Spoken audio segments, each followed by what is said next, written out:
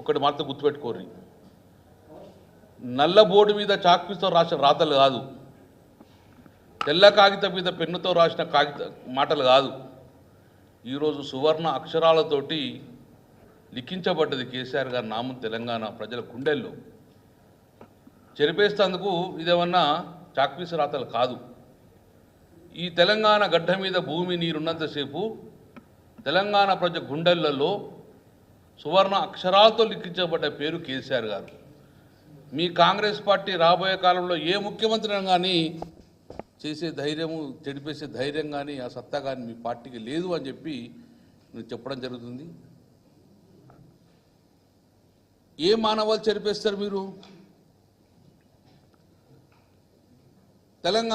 తెలంగాణలో వెనుకబడిన కులాలన్నీ కూడా అన్ని రంగాల్లో ముందుకు రావాలని చెప్పేసి, సామాజిక ఆర్థికంగా ముందుకు రావాలని చెప్పేసి ప్రప్రథంగా ఏ ముఖ్యమంత్రి చేయని విధంగా కేసీఆర్ గారు బీసీలకు గౌరవం ఇచ్చి కోకాపేటలో 87 ఎకరాల భూమిని ఈరోజు మా ఆత్మగౌరవం పెంచే విధంగా బీసీలకు ఇచ్చిండు.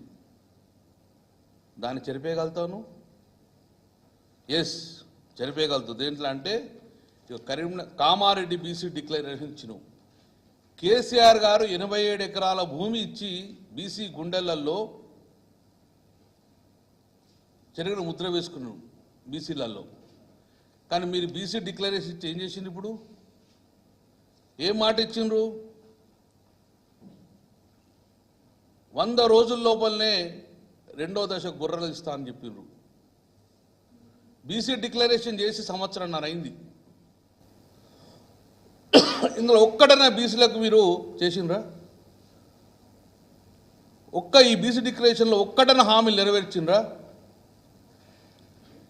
ఈరోజు కేసీఆర్ గారు 87 ఎకరాల భూమి ఇచ్చి మా అందరు కూడా మత్స్య సంపద పెంచి, గొర్రె సంపద పెంచి, బీసీలకు ఇంత మంచి అద్భుతమైన మాకు అవకాశం కల్పిస్తే బీసీ డిక్లేర్ చేసుకొని ఈరోజు మోసం చేసిన ఘనత ఈరోజు కాంగ్రెస్ పార్టీ రేవంత్ రెడ్డి గారి సర్కార్ది.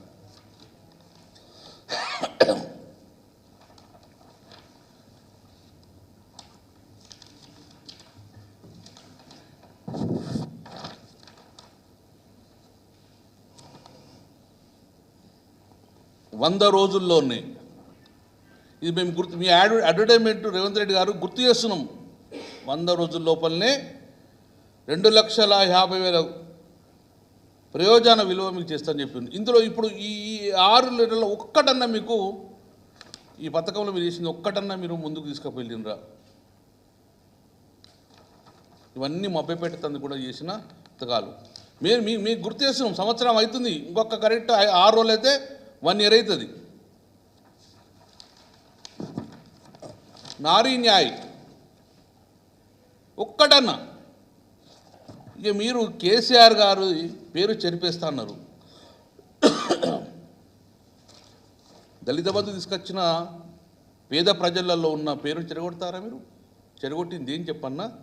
ఆ పథకాన్ని చెరిపేసింది మీరు. అటువంటి పథకాలను చెరిపేసే పరిస్థితి వచ్చింది. ఈరోజు రైతులకు కొనుగోలు కేంద్రాలకు వెళ్తే ఇప్పటి వరకు కూడా చాలా అలాట్మెంట్ కానీ కొనుగోలు కేంద్రాలు ఉన్నాయి. ఎక్కడ అలాట్మెంట్ కాలేదు. రైస్ మిల్లు మొత్తం అమ్ముకునే పరిస్థితికి వచ్చేసింది.